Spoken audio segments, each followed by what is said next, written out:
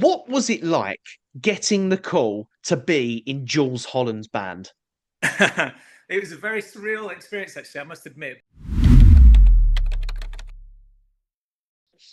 I am joined on the UK Drum Show official podcast by Mr. Ed Richardson. Yeah, how are you? I'm good, thanks, mate. Yeah, weather's lovely, so I can't complain. It's It's good. all good. It's good. Firstly, we can't wait to see what you're going to be bringing to the table to Mike Dolbear's room at the UK Drum Show this year. But before we kind of get into any of that, I've got to ask, what was it like getting the call to be in Jools Holland's band? It was a very surreal experience, actually, I must admit, because so I was working with another big band called the Calamau Big Band, which are great, and we were doing a gig at Pizza Express in Soho. And after the gig, we were in the pub just having a pint and whatever. And I got a notification on my phone came up, and it was a withheld number, and I was just like, oh, that's probably a scam or something. Yeah. But anyway, I answered the call, and everyone was really busy in this pub, and I couldn't really hear. And all I heard was like, Ed, it's Jools Holland, and I was like, oh, hello, Jules. Everything all right? Everything okay? And you said, look, Gilson's thinking of retiring, and we're looking at replacing you. And your name's been put in the hat. So would you come and do some gigs with us? And that was literally it. And I was just like, well, yes, of course I would do that. So yeah, it's great. How did you get into that sort of in that very tight inner circle? Because that doesn't just happen overnight, does it? You work towards getting your name out there and in amongst those kind of those greats, those legends, those icons. How did you get your name, even to a point where Jules Holland is considering you to be a drummer? Well, for me, it was for the past. Well, I lived in London for sort of 13 years before COVID hit, and basically, as soon as I moved to London, I went to the Royal Academy of Music and studied jazz there. And a lot of my peers and a lot of my colleagues are all doing incredible stuff, playing with amazing bands, amazing artists, and doing sessions and stuff. And we all kind of came up together, really. And so I started playing down at Ronnie Scott's when I was about 14. I got Wow. offered to play there then.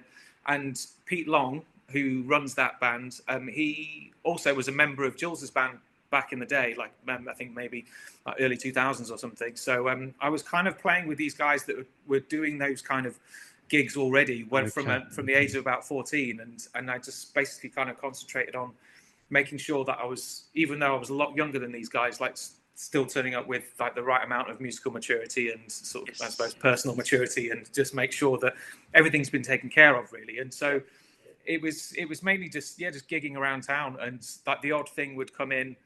There was obviously a lot of restaurant work, just sitting in the corner playing brushes, like, because you Yep. have to do that kind of stuff to sort of earn a bit of money to survive in London. But then the odd gig, like fantastic gig, would come in. So I got the call to do Guy Barker's big band. We would do the proms and we do all that stuff. So for the past maybe 10 years, I've kind of been working with him, and that gets me in front of working with amazing artists. There was Paloma Faith or Curtis Stigers or lots of different artists like that, and word just gets round, or someone will be like, "Oh, I'll stick the proms on," and I was like, "Oh, I saw you on telly last night. It was great," And it's just like being put into that arena, I think, and having that exposure was really helpful for me. But also, That's you have amazing. to turn up and do the job as well. So That's amazing. And obviously those kind of early stages of your career where, I mean, early stages for a lot of people, as you say, it might be the smaller gigs. For yourself, you're 14 years old playing Ronnie Scott's, which is quite unusual. yeah, But at what point did you realize, like, this is becoming a thing? This is now gonna be my life. I think probably that first gig at Ronnie's, Right. because it was very, it's very infectious of just sort of, yeah, it's like these guys do this all the time. It must be amazing. And it still is, and I still love going there. I was there last week playing with the big bands, so I'm still going and doing that stuff. So it's I still look forward to it every time. So yeah, it's just brilliant. Yeah, Ronnie's it's great. is an amazing venue. I Yeah. share that love. Um, I suppose with your background, this might sound like a silly question, but drums for a lot of people are kind of considered a reflex instrument, and sight reading perhaps on the drums. from some players might not be as big a thing as perhaps it should be. Do you Sure. think from your experience that if you're going to be a drummer, you've got to focus on that sight reading as well? Or can you, load up to a gig, hear the tracks by ear, and just play, I suppose, from your heart? I didn't learn to read music until I got to college because Okay. I was doing big band stuff, even the stuff at Ronnie's. I'd be sort of ear rolling it and learning these charts kind of off by heart and playing it. So you still playing the right hits and ending at the right time, starting at the right time, stops, everything like that. But I was also doing it like sort of from the heart. But then I got to college and they were like, "What do you mean you can't read?" And it's like, well, yeah. So I kind of had to get that stuff together. But also, I think training my ear and learning and just absorbing all this kind of different music. I think that was really a really good start in learning how to play with great feel or learning how to play with, in time and all these different things.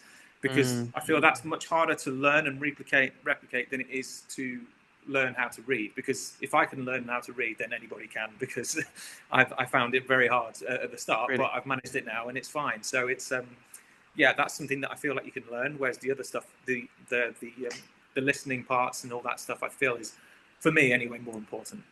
That's yes, I understand that.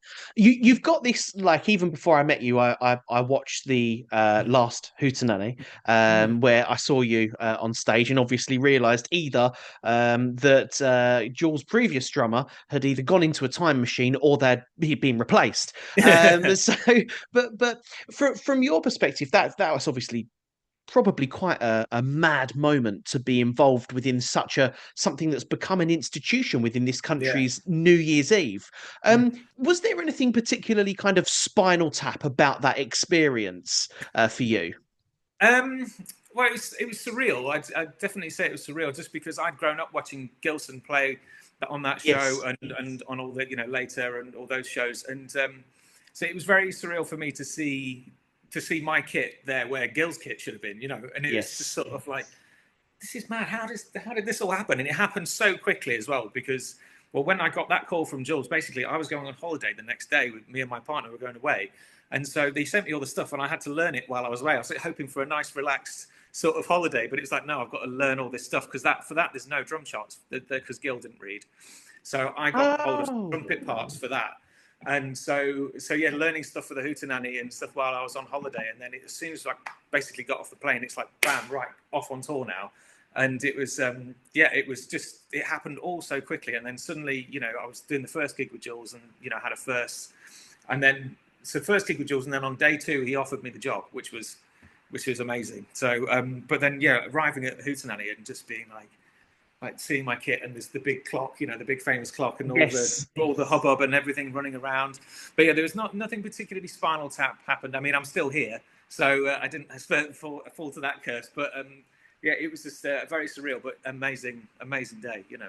Yeah, it was brilliant. That's incredible. So you get a phone call from Jools Holland in the middle of a very busy Pizza Express. The next day Mm. you go on holiday, you come back, and then you're gigging for. You must have spent that entire holiday that was probably supposed to be this really relaxing, like on a sunbed, whatever. And Yeah, actually, you've probably just like tapping away, learning tunes. yeah. Was that how it Headphones in. was?